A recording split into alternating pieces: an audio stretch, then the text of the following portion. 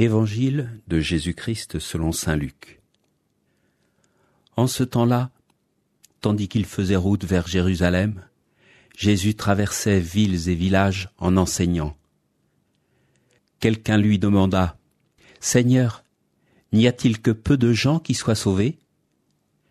Jésus leur dit : « Efforcez-vous d'entrer par la porte étroite, car je vous le déclare, beaucoup chercheront à entrer et n'y parviendront pas. Lorsque le maître de maison se sera levé pour fermer la porte, si vous, du dehors, vous vous mettez à frapper à la porte en disant : « Seigneur, ouvre-nous », il vous répondra : « Je ne sais pas d'où vous êtes. » Alors vous vous mettrez à dire : « Nous avons mangé et bu en ta présence, et tu as enseigné sur nos places. » Il vous répondra : « Je ne sais pas d'où vous êtes.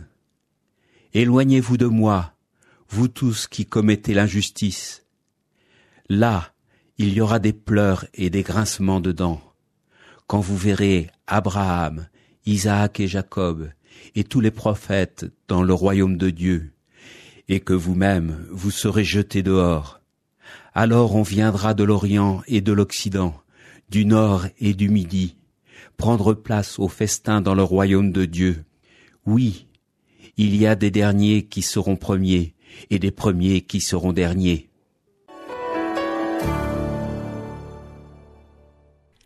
Quelqu'un demande à Jésus : « Seigneur, n'y a-t-il que peu de gens qui soient sauvés ?» Sous-entendu, mais qui aura sa place au ciel ? Le jeune homme riche, dont il sera question au chapitre 18, posera ainsi la question : « Que dois-je faire pour recevoir la vie éternelle ?» Jésus lui-même a constaté qu'il y avait peu d'ouvriers alors que la moisson est grande. Mais alors nous demandons-nous, qu'adviendra-t-il des autres ? Serons-nous nombreux dans le royaume ?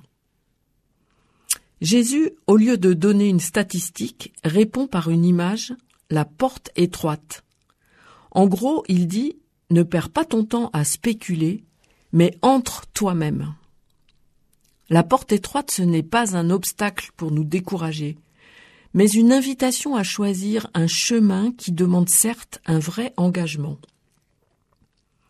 On ne la passe pas par hasard, cette porte. Il faut le vouloir, parfois laisser tomber ce qui est encombrant, choisir l'essentiel. Ça ne suffit pas de dire « je suis chrétien » ou « je connais Jésus » ou la Bible, ou bien « je vais à la messe » ou au culte de temps en temps. Ce qui compte, c'est d'avoir une vraie relation avec le Seigneur, une relation qui transforme mes choix, ma façon d'aimer, de pardonner, de servir. Et d'ailleurs, dans ce texte, Jésus nous parle d'une urgence. L'attitude du maître de maison qui ferme la porte, au bout d'un moment, est sévère. Mais dans la vie, c'est vrai qu'il est parfois trop tard. Il y a des actions qu'on a faites ou pas faites, des paroles qu'on a dites ou pas, qui ne peuvent pas se rattraper. Ce qui est vrai de la vie l'est aussi dans le domaine spirituel. Quand Jésus dit « Efforcez-vous d'entrer par la porte étroite », il ne faut pas entendre ce verset comme une menace, mais comme un avertissement. On pourrait se l'approprier en se posant cette question. Aujourd'hui, par quelle porte dois-je entrer ? Que dois-je faire avant qu'il ne soit trop tard ? Oui, il y a des choix à faire. Nous sommes alertés que le lieu des pleurs et des grincements de dents est celui du rejet loin de Dieu. Heureusement, Jésus ouvre ensuite une perspective surprenante. Il dit « Il y aura des gens qui viendront de partout. Ils viendront de l'Orient et de l'Occident, du Nord et du Midi, de tous les horizons. Et certains qu'on pensait les derniers seront les premiers. » Autrement dit, la porte est étroite, mais elle est ouverte à tous. Il n'y a pas de privilège dans le royaume de Dieu. Personne n'en a l'exclusivité. Accueillons les autres comme des compagnons de route, même s'ils ne rentrent pas dans nos cases. La question, finalement, ce n'est pas « combien seront sauvés ?», mais « est-ce que moi je choisis d'entrer et de marcher avec Jésus et avec ses compagnons de route aujourd'hui.